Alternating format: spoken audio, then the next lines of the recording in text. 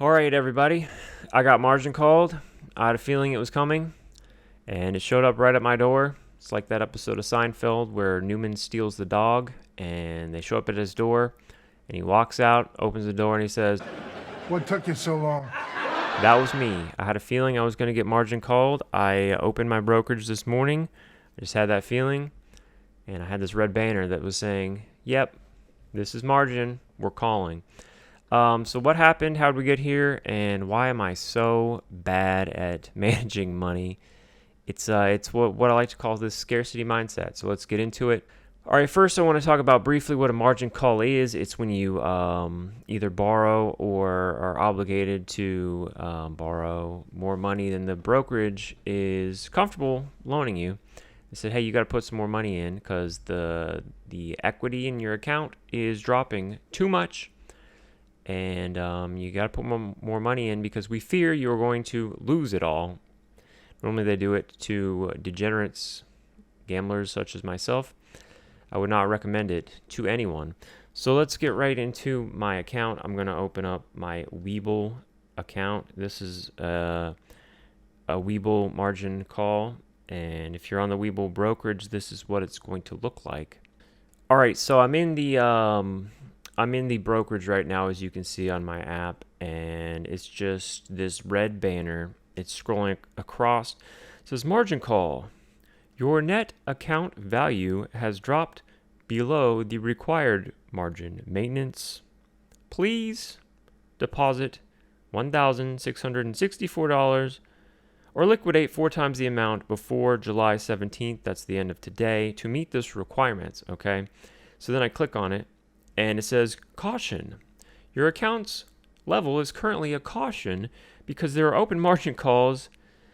Open margin calls, yes. Your status is caution because you have open margin calls. And then I click on it. It's an RM call for 1664. It tells me the issuance date, the time that I have to get this paid back, the call amount of 1664, and I can deposit or I can close my positions. All right, so what that means, an RM call, which, listen, I'm not the brightest. I didn't even know this existed. I figured there was something close to it, but I'm just, I don't know the game as well as I thought I did. So an RM call means, so in your brokerage, there's this required amount that you have to have, as I said before, and if the value of the things that you own in the account drop below this required maintenance, which is based on the amount of money that you're borrowing, or in my case, the amount of puts that you're selling, then they will say, hey, put in the money or we're going to start selling it for you. And the reason I say I knew about margin calls, okay, but I thought you had to actually take the margin out before they called for it, which I guess is a different kind of margin call because I haven't borrowed any money yet, but I will be obligated to buy stocks and I don't have enough money in my account to buy those stocks. So that's what the required maintenance is. It says you are going to screw the brokerage over. You got to put in $1,664 by the end of today. So I don't have that kind of cash just sitting around. So I had to sell some stuff in my account. I've got a little stockpile of SGov, which is an ETF for treasuries. And I sold those to cover the margin call. I want to talk briefly about how I got into this situation. Okay, so I struggle with keeping a job. All right, so I figured, hey, if I could sell options for income, maybe one day that could replace my income and I won't have to work and I won't have to deal with struggling to maintain a job because of anxiety. So what happens? I started borrowing money to sell options. This is kind of complicated if you're not familiar with the stock market. But the main thing is I'm saying I'll buy stocks of stuff that I don't have the money for, and they'll pay me a little percentage of that to say that I'm going to buy it. So I'm basically getting paid for some risk. And what ended up happening is I took way too much risk, and I went on tilt. I really did. The other day, last week, I went on tilt, and I was like, I really need to, like, some stuff were caving in, and I said, I've got to get this premium. I've got to sell these options. I can't do this work thing anymore. I got to get out. And I just started going on tilt. And now I'm like worried about next week, because even though I've sold enough shares to cover the current margin, it's just going to happen again, because the market's in a downturn, and I have just made the worst plays of all time. The last move I made before this all started blowing up, and this should have been, the writing was on the wall, is I sold this put for ASTS at, it was like $80, and it was in the money, all right? So I was like, all right, this put's coming up. It expires on today, and I was like, I'm going to roll this put, or else it's going to get expired. So what I did was I rolled it out a month, and then I was like, cool, all right, I got a month to come up with, hopefully this will bounce back.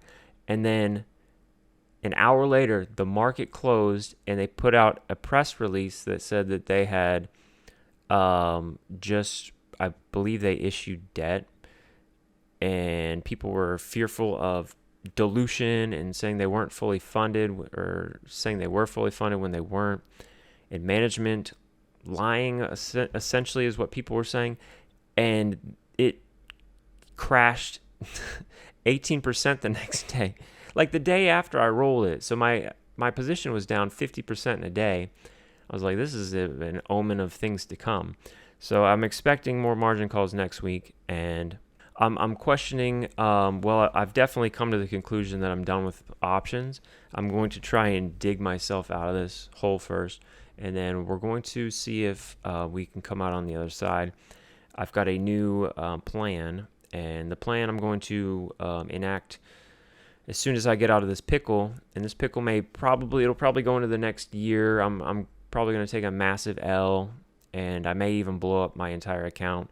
I know somebody on my comments told me to just sell the in the money puts, and I'm like, I'm so stubborn, I have a hard time, and I know about like sunk costs and all that stuff, and I can't, but I need to. So I'm still debating that, and getting the giant monkey off my back, and trying to figure out what freedom would really feel like. But I think it all comes down to me being an addict. I had to quit gambling.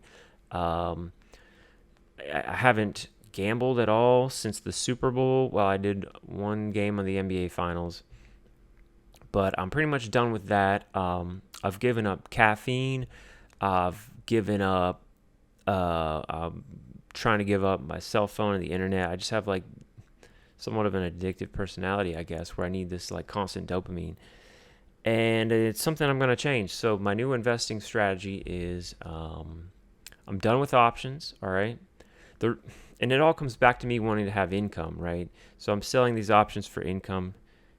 And in the end, I'm just like afraid of becoming agoraphobic again and not having money. So it all stems back to this inability to create money for myself. So that's why I kind of got in this hole, right? So I got to figure out a way to come up with income without having this fear of this scarcity mindset. So that was one of the ideas behind this YouTube channel. I was like, maybe I can make money off of YouTube, and then I won't be dependent on the man, and then I won't be such a degenerate. But as you see, like, I've got a lot of debt. I think the last video I put out, I don't remember what I told y'all I had, but I'm at about 16K on credit cards. And so the plan is going to go a little bit like this, all right? Got to save up my emergency fund. All right, I'm going to save that up, and then I'm going hard on paying off credit card debt.